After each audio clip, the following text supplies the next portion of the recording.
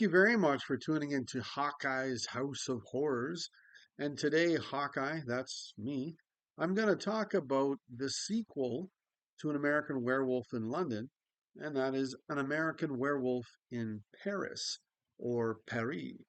Um, now, I've seen this film twice now. Big gap in the between seeing it the first time and the seeing it the second time. And my initial reaction was correct. I'm sorry, I'm not a big fan of this film. I think the consensus really is that the original was better.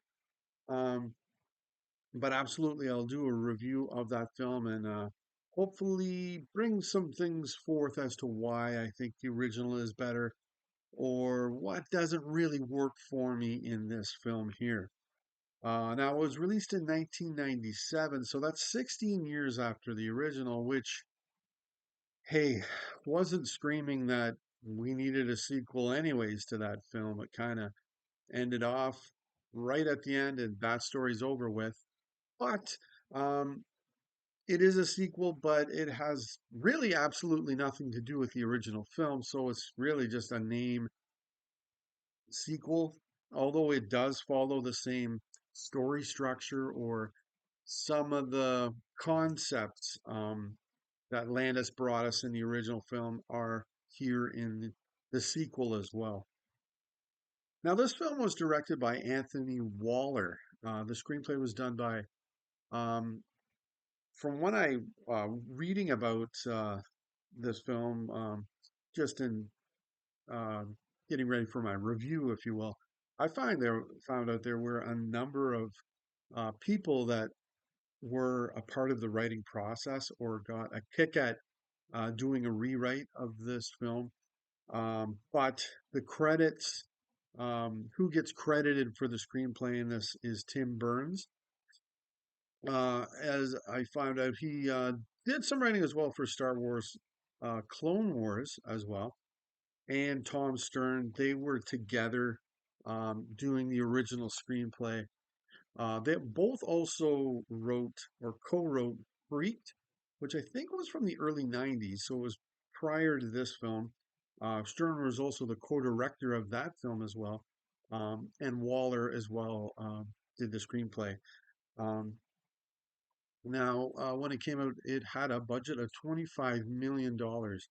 At the box office, it was able to get its money back. It did make $26.6 million. Um, or in today's dollars, that's 2024, it would have been $52 million. So I don't know about any additional costs that were in the film itself. Um, they may not have made any money on this film at all. Like even if they did, it wasn't very much. Um, but it just broke even really at the box office. Now, it was released on Halloween, perfect time to do release this film in 1997 in the United Kingdom. Oddly enough, it was Christmas Day in the United States. This is, well, no, it's not really a Christmas movie. And March the 6th, 1998 in France, where this film is supposed to take place. It was filmed in a number of other countries as well, but there you have it. Now, I'll get into the story here a little bit. The story is about these three friends. There's really the main character of the film, Andy McDermott, played by Tom Everett Scott. And he's got his two buddies. There's Brad, uh, played by Vince Voilef, and Chris, played by Phil Buckman. Um, but they're together on a train. They're going to Paris.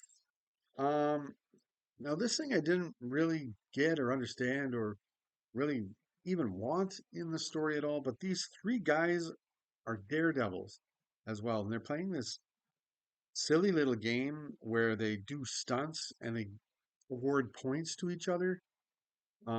Like that's a good reason to go to Paris or something. Definitely, I didn't really care for that at all. There needed to be more something, a better reason to go to Paris, in my opinion. But anyways, they get to Paris, and they're on the Eiffel Tower, which is cool. Taking advantage of uh, Paris right there. Um, and Andy's up there. He's about to do something incredibly crazy, like bungee jumping off the Eiffel Tower. Um, when he sees the lovely Seraphine, played by Julie Delpy, she jumps off the Eiffel Tower to kill herself. But Andy then bungee jumps off the tower and saves her life. I thought this was incredibly unbelievable, and really the film doesn't really rebound from this at all. Um, I'm not saying that's the only thing I didn't like about the film, but it doesn't rebound from this. I thought it was a ridiculous scene and almost like I was watching a poor version of like Superman 2 or something like that. Um, Another thing I didn't really care for, um, in comparing it to the original, were the characters, these three guys. Uh, None of these guys are anywhere as interesting as David and Jack were in the original film.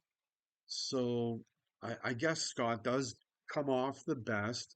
He's the main character, as I said, but they're not really all that interesting or enough there to really carry this film into the good area or in calling this a good film. I just didn't really care for them.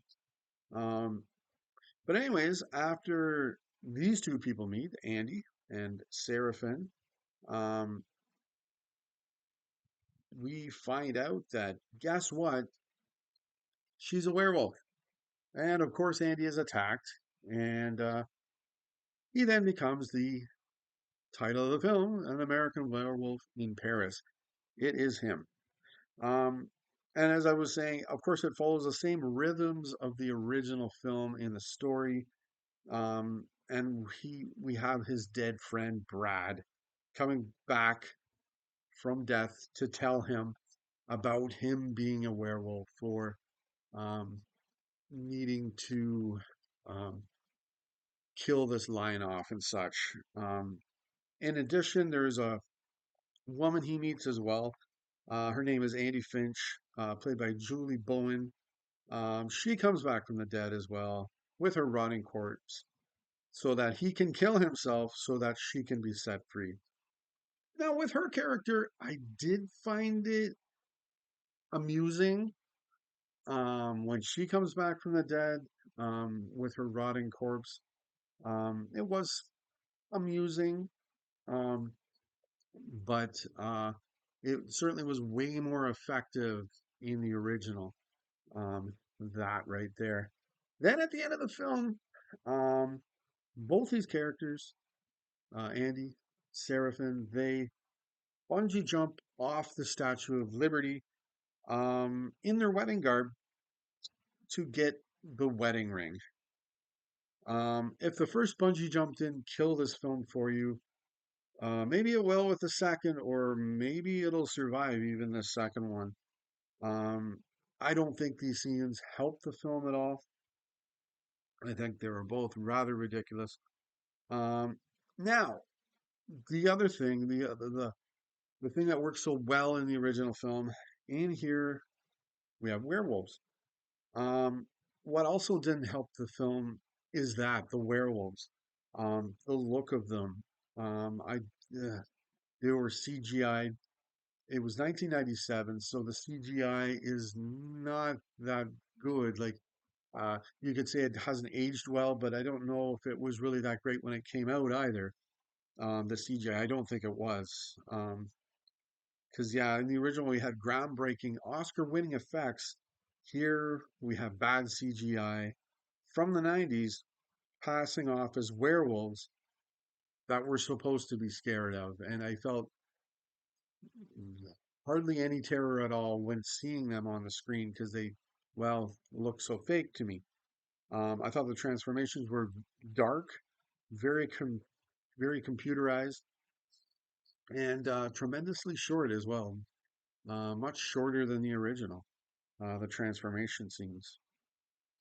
So, some things with this film, like it really does have, and I'm fine with this. It really does have a mid late '90s feel to it. Thanks to the music. It's very '90s. The music that's playing in the film, and that's okay because the '90s were cool. Um, I thought anyway. But I do think they should have followed Landis's steps and chose songs that had to do with the moon. Or, hey, how about we choose songs with wolf in the title? Something like that. That would have worked much more effectively, I think, in my opinion. Um, Now, as well, I think the first date that Andy and Seraphim go on um, was funny. Um, in him trying to make her think that the condoms that he has in his pocket that flew out onto the table is actually gum. So he pops one in his mouth and starts chewing it like it is gum. And then she asks him to blow a bubble, and he does so, and it's obviously a condom, and it blows away, flying through the room. I thought that was funny. Um, the rest of the scene isn't that good, but I did think that was funny. Some of the jokes in the film are funny, and then sometimes the humor gets too silly or not funny enough. Um, there is a lot of attempts at humor, which that's fine, that's great. The original was a funny film, and there's a lot of romance too, um, going on, and I would say it is equal to, if not even greater than, the horror that really doesn't kind of show up until maybe the end of the film. Um, but it's just those werewolves. They just they just don't look very real to me. That I had a problem with that. I didn't like. There's a few times in the film. This happened a lot in the '90s, where things they went with slow motion. I didn't like that. To me, it comes off as very amateurish when it's used so heavily in a lot of films. I don't like it. It doesn't really do anything for me. There's a right way to use slow motion, and I'm gonna say it, a lazy way to do it. And I think uh, it has no effect on me when it's done lazily. How I feel as a viewer when it's used in the film. Now there is a good scene at the end of the film in the subway between Simon. Oh geez, was it Simon or Pierre? Oh boy, I feel bad. The main villain, him and Andy are fighting on the subway. It's not bad. It's good action. But it's killed off when we get bad effects, and then in the end, you see a werewolf, a bad CGI werewolf eating a bad CGI heart. Actually, the heart looked better than the wolf. But eh, anyways, back to the look of the werewolves again. But this film does bring two questions about what Landis did in the original, and it doesn't make me question anything with the original film. It makes me question it in this film here. The dead that come back and talk to Andy, obviously in this film, it's in his head, or they're only spirits that he can see. Where in the original film, that may have been the case, but I don't remember them being other people in the scene to make you say, yes, that's what happened. Like maybe they were actually there for anyone to see. Um, but we're certainly spirits, but it's just done differently, in my opinion, in this film, as well as the werewolves themselves. In the original, they were on four legs. In this one, it seems they go back and forth, um, from four legs to they are. My memory, they were walking around on two legs at times, like in attack mode, I suppose. But it was, I don't know. It seemed like they weren't maybe following the same rules, in my opinion. But just a little back information about the film as well. Back in 1991, Polly Graham actually approached John Landis to come up with a sequel to the original film. Landis penned a script uh, for a sequel, and it was actually about Debbie Klein, who was a character that Jack talked about that I think he had the hots for um, in the original film. It's about her actually investigating the deaths of David and Jack in England. That might have been interesting, and I'm sure it would have been funny like the original as well. But Polygram, they turned down the script, and then as well, John Lafia, who did wrote Child's Play and directed Child's Play 2. He even submitted a script, but it was turned down as well. So then instead of Stern and Burns, they were brought in and supposedly originally they did add songs about the moon in their original script. Not sure why that was taken out. They should have left that in there. Um, but the studio liked the script, but they wanted a different director. I think try and take a look here. It was Stern that I think was going to direct the film, but they wanted someone else. As I read, somebody more bankable to be the director of the film. So then a number of writers came in and did a rewrite on the script until Anthony Wallerstedt came in, did a rewrite on the script, and then he was going to be the director of the film.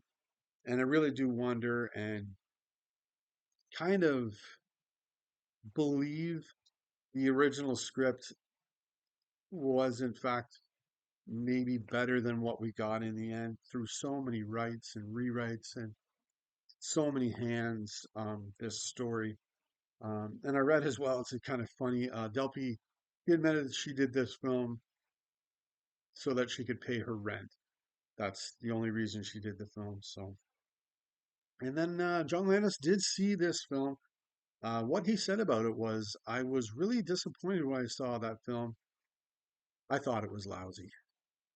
Now, I wouldn't say this is a stinker of a film. There, like I said, a few things that were good in there. Like the acting is good. Like Scott and Delpy, they do quite well in their roles. They're not uh, terrible actors or hamming it up or anything like that. So the acting in by some of the actors is quite good. But yeah, it's not anywhere near as good as the original. So, but that's an American Werewolf in Paris. I have a version of it, but it's just a bare bones DVD of it. Nothing really added extra into it. But anyways, um, I will now go in and start doing the sequels to The Howling, the other werewolf from 1981, and go through all those sequels and see if I can find any good ones in there after the original. But anyways, it's been a howl watching these. So anyways, have yourself an excellent day.